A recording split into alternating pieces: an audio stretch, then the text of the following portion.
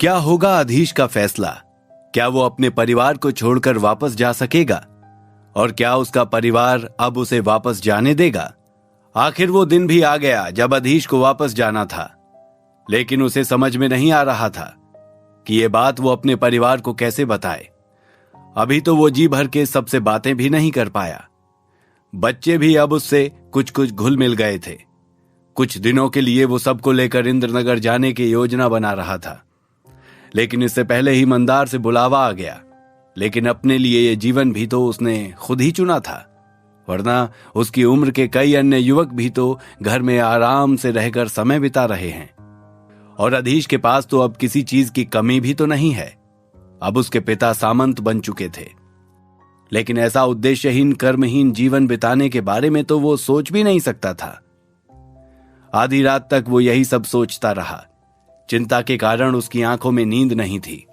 अमृत ने उसे सोच में डूबा देखकर पूछा, क्या बात है, नींद नहीं आ रही क्या?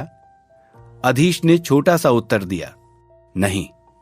अमृत ने फिर पूछा, कुछ सोच रहे हैं क्या? किसी बात की चिंता है तो मुझे बता सकते हैं, शायद मैं आपको कोई समाधान सुझा सकूं। अधीश ने सोचा, अपनी बात रखने का ये सबसे अच्छा मौका है।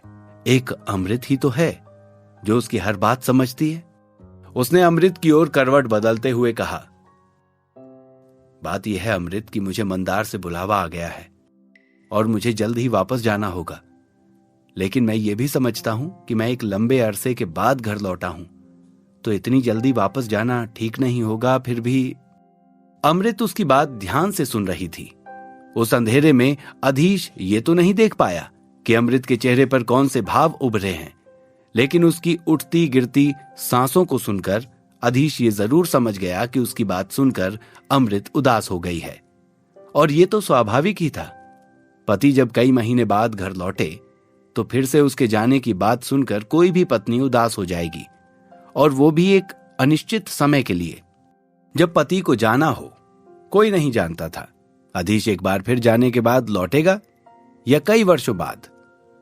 लेकिन अपनी भावनाओं को काबू करते हुए अमृत ने कहा, परिवार का उदास होना तो स्वाभाविक ही है, लेकिन सभी जानते हैं कि यही आपका कर्तव्य है। और वैसे भी यदि आपको मंदार में आए संकट की वजह से वापस नहीं आना पड़ता तो कौन जानता है कि आप कितने वर्षों बाद वापस आते। अमृत की बात बिल्कुल सही थी। मंदार पर अचानक संकट आ जाने के कारण अधीश को वापस आने का मौका मिल गया था, और इस समय भी वो घर पर खाली नहीं बैठा था। उसने बहुत से महत्वपूर्ण काम निपटा लिए थे और भी कई बहुत सी उपलब्धियां हासिल कर ली थीं, जिन्हें हासिल करना 1.5-2 साल की इस छोटी सी अवधि में शायद मंदार में रहकर भी संभव नहीं होता।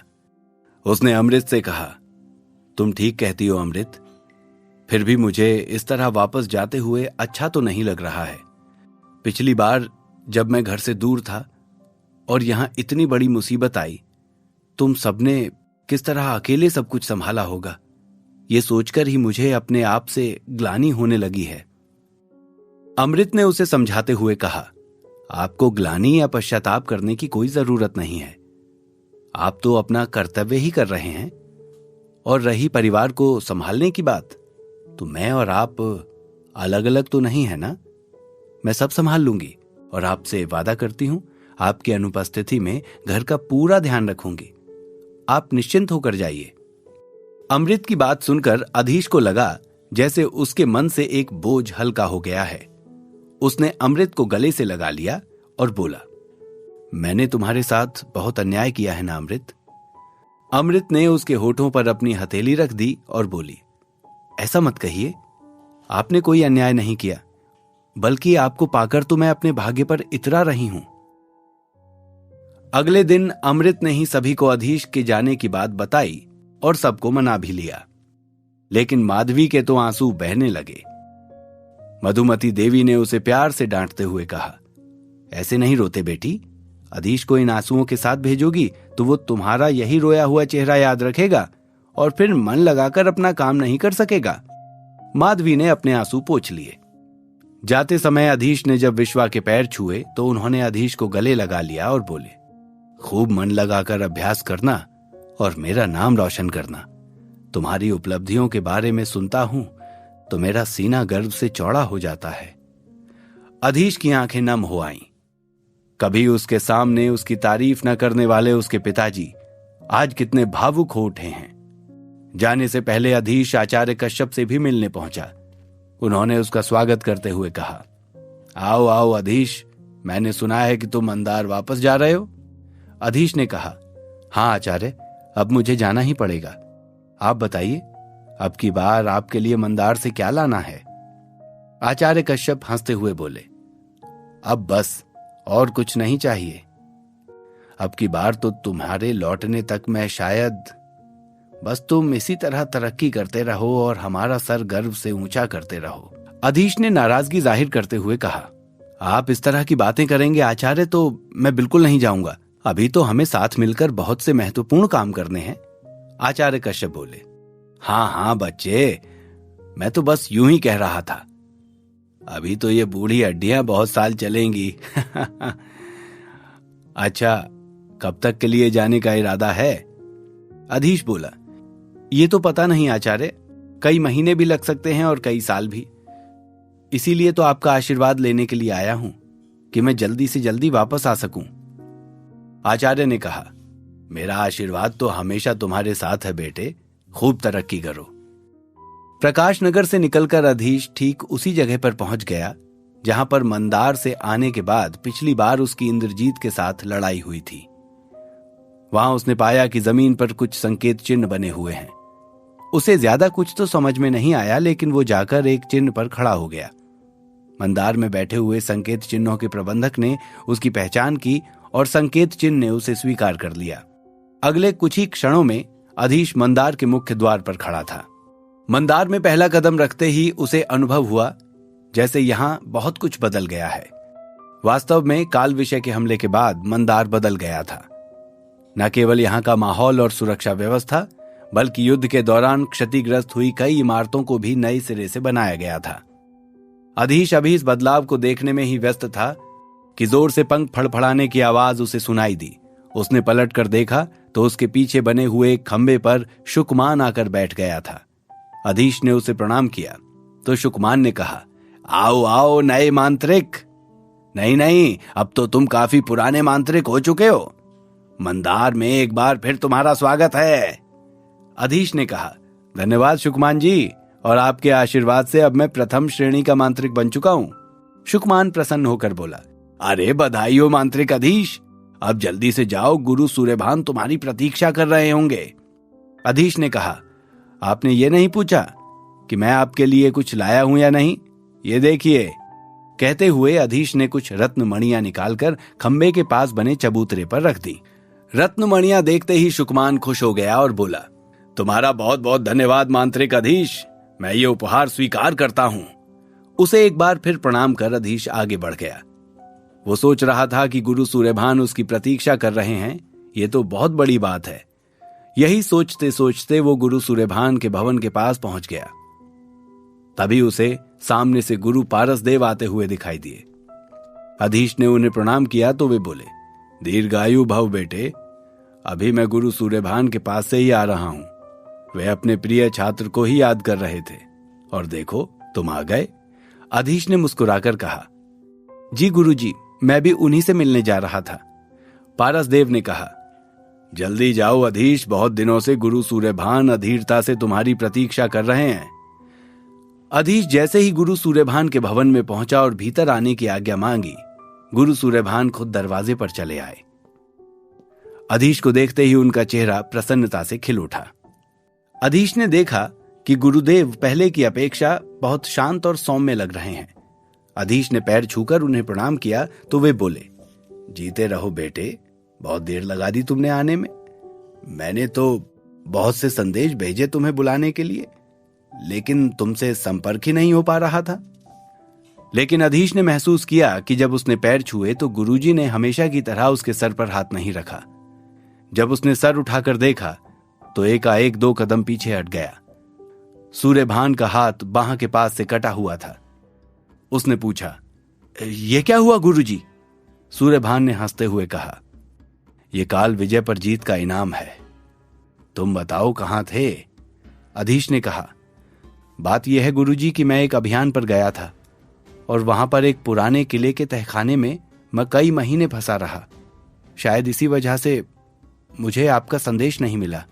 सूर्यभान के चेहरे पर चिंता की लकीरें खिंच गईं। उन्होंने पूछा, क्या बात है अधीश, सब कुछ ठीक है ना? अधीश बोला, हाँ गुरुजी, सब कुछ ठीक है। मैंने उस समय का भी सदुपयोग किया और बचे हुए मंत्र भी स्थिर कर लिए। सूर्यभान ने पूछा, कौन कौन से मंत्र स्थिर कर लिए हैं तुमने? अधीश बोला, आपके दिए हुए प्रथम श्रेणी के सारे मंत्र मैंने स्थिर कर लिए हैं गुरुदेव। सूर्यभान की आंखों में चमक आ गई और उन्होंने अधीश से पूछा, तो अब तुम प्रथम श्रेणी के मांत्रिक बन गए हो अधीश? बहुत बहुत बधाई हो। क्या विशैली बर्फ और काल नेत्र भी? अधीश ने कहा, हाँ गुरुदेव, ये दोनों मंत्र भी मैं स्थिर कर चुका हूं। ये सुनते ही गुरु सूर्यभान ने उसे गले लगा लिया। चंद्रभान के जाने के बाद यह पहली बार था जब गुरु सूर्यभान इतने प्रसन्न थे और उन्होंने किसी को गले लगाया था। उत्साह से भरकर वे अधीश से बोले, मुझे तुम पर पूरा भरोसा था बेटे। मैं जानता था कि तुम मंदार के इतिहास के सबसे योग्य छात्र हो। अधीश ने कहा, यह सब कुछ आपके विश्वास और आशीर्वाद से ही संभव हो सका है गुरुजी। सूर्यभान ने उसके कंधे थपथपाते हुए कहा, इसी तरह आगे बढ़ते रहो बेटे। और तुमने अनुबंध के बारे में क्या सोचा है? मंदार में रहकर ही अध्ययन करना है या बाहर जाना है? अधीश ने कहा, यह तो मैं सोचकर ही आया हूं। मैं मंदार में ही रहना चाहूंगा। आपके पास रहकर सीखने का मौका मिलना ही बड़ी बात है। यह मंदार का नियम था कि जब भी कोई छात्र प्रथम श्रेणी का मांत्रिक बन जाता था तो उसे चुनाव का मौका मिलता था कि वो आगे मंदार में रहकर ही अध्ययन करना चाहता है या बाहर जाकर स्वतंत्र मांत्रिक के रूप में जीवन व्यतीत करना चाहता है। मंदार में रहने के लिए उसे एक अनुबंध पर हस्ताक्षर करने होते थे और बाहर जाने के लिए मंदार का प्रवेश पत्र और छल्ला हमेशा के लिए वापस करना होता था, जिससे वो मंदार से मिलने वाली सुविधाओं से वंचित हो जाता था। सूर्यभान खुश होकर बोले, मैं भी यही चाहता हूं अधीश बेटे। चलो अब जल्दी से चलकर कुलपति को सूचित करके आते हैं और फिर प्रबंध भवन चलकर तुम्हारा पुरस्कार भी तो लेना है। अधीश बोला, कैसा पुरस्कार गुरुजी? गुरु सूर्यभान बोले, अरे तुमने जो इतनी बड़ी उपलब्धि हासिल की है, 6 तत्वों के प्रथम श्रेणी के मंत्र स्थिर किए हैं, ये मंदार के इतिहास में पहली बार हुआ है। पुरस्कार तो बनता है और पुरस्कार के रूप में तुम्हें कुछ अंक दिए जाएंगे, जिनके बदले तुम साधन भवन से कुछ भी खरीद सकते हो। यह सुनकर अधीश खुश हो गया। उसे एक और बात की खुशी थी कि कम से कम अब तो विक्रम के साथ उसकी तुलना नहीं की जाएगी। गुरु सूर्यभान उसे लेकर कुलपति के भवन की ओर जा रहे थे और रास्ते में मिलने वाले सभी गुरुओं और आचार्यों को उसकी उपलब्धियों के बारे में बता रहे थे। उनको देखकर ऐसा लग रहा था जैसे कोई पिता अपने बच्चे को लेकर पहली बार उसके विद्यालय जा रहा हो। कुलपति के भवन में पहुंचकर जब गुरु सूर्यभान ने अधीश के बारे में कुलपति नारायण देव को बताया तो कुलपति ने अधीश को बधाई दी। अधीश ने भी उनके पैर छुए, लेकिन जब गुरु सूर्यभान ने कहा कि अब आप पत्र लिखकर दे दीजिए ताकि हम प्रबंध भवन से अधीश का पुरस्कार ले सकें और फिर उसे अनुबंध पर भी तो हस्ताक्षर करना है, ये सुनते ही नारायण देव सोच में पड़ गए। गुरु सूर्यभान के साथ साथ अधीश भी उनके चेहरे पर आए बदलाव को देख रहा था। तब गुरु सूर्यभान ने अधीश से कहा, अधीश तुम बाहर बैठकर मेरी प्रतीक्षा करो, मैं भी आता हूं। अधीश के जाते ही गुरु सूर्यभान का चेहरा बदल गया और बोले, क्या सोच रहे हैं कुलपति जी? क्या अधीश को उसका अधिकार भी नहीं मिलेगा? लेकिन उस समय कुलपति ने कोई जवाब नहीं दिया। वैसे भी काल विजय के हमले और सूर्यभान द्वारा उसे हराने के बाद सभी उनसे थोड़ा डरने लगे थे। लेकिन क्या बात थी जो नारायण देव साफ साफ कह नहीं पा रहे थे? क्या अधीश ने वापस आकर गलती कर दी थी? जानने के लिए सुनते रहिए द मैजिशियंस सीक्रेट, सिर्फ और सिर्फ पॉकेट FM पर।